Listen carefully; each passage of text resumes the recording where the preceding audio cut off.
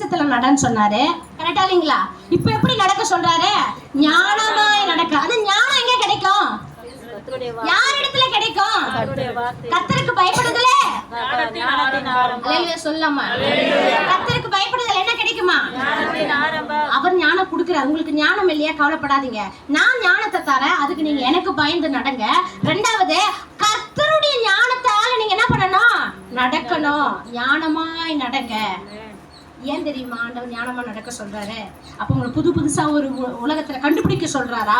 என்ன ஞானத்துல ஆண்டவர் இருக்க சொல்றாருன்னா, பிசாசு உங்களுடைய ரட்சிப்பை பறிக்க அவன் வருவான், உங்க வெளிச்சத்தை திருட அவன் வருவான், இருள தள்ள அவன் வருவான், குழியில தள்ள அவன் வருவான். அதனால ஞானமா இருங்க. கர்த்தர் நல்லவர்.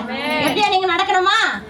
ஞானமா. நீங்க கொஞ்சம் கவனமா இல்லனா உங்க அபிஷேகத்தை திருடுவான், உங்க ரட்சிப்பை திருடுவான். பரலோகத்து உங்க பெயர்களை கிறுக்கி போட அவன் சதிகாரனாய் வஞ்சகக்காரனாய் உங்களிடத்துல வருவான். அல்லேலூயா.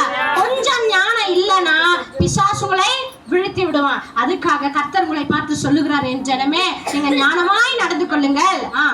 ஆனபடியினாலே நீங்கள் ஞானமற்றவர்களை போல நடவாமல். ஞானம் தெரியாதவங்க யாரு? உலகத்தார், இருள்ல இருக்கிறவங்க, வசனம் தெரியாதவங்க. ஞானம் இல்லாதனால தான் கல்லுக்குள்ள ஜீவனோ, மண்ணுக்குள்ள ஜீவனோ, சிலைக்குள்ள ஜீவனோ, சுவருக்குள்ள ஜீவனோ அப்படின்னு ஓடிக்கொண்டிருக்கிறாங்க. ஞானம் இருக்கிறவங்க கொஞ்சம் யோசிப்பார்கள். அல்லேலூயா.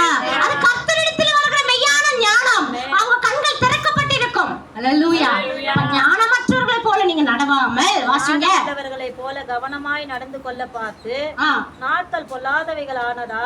ஞானம் உள்ளவர்களை போல கவனமாய் நடந்து கொள்ள பார்த்து. சபையே, இன்னைக்கு கர்த்தர் உங்களை பார்த்து சொல்லுகிறாங்க, முதல் மாதத்துல ஞானம் உள்ளவர்களை போல நீங்க நடக்கணுமா? அல்லேலூயா.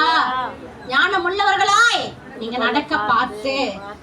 அப்ப என்னைக்குமே வசனத்தை வாசிங்க, திருவசனத்தை கை கொள்ளுங்க. பிசாசு உங்களை என்ன செய்ய மாட்டாங்க? பாவ விதையை உங்க மேல விதைக்க முடியாது. அல்லேலூயா. 16 நாட்கள் பொல்லாதவைகள் ஆனபடியினால். நாட்கள் பொல்லாதவைகள் ஆனதால் காலத்தை பிரயோஜனப்படுத்திக் கொள்ளுங்க. ஜெபிக்கிற நேரத்துல ஜெபம் பண்ணுங்க, சபைக்கு வர நேரத்துல ஜெபம் பண்ணுங்க. அல்லேலூயா. நாளைக்கு சபைக்கு வர முடியுமா? செவ்வாய்க்கிழமை வர முடியுமா? அப்ப ஓய்வு நாள் என்னைக்கு இருக்குதுங்க? காலத்தை பிரயோஜனப்படுத்திக் கொள்ளுங்க. அல்லேலூயா.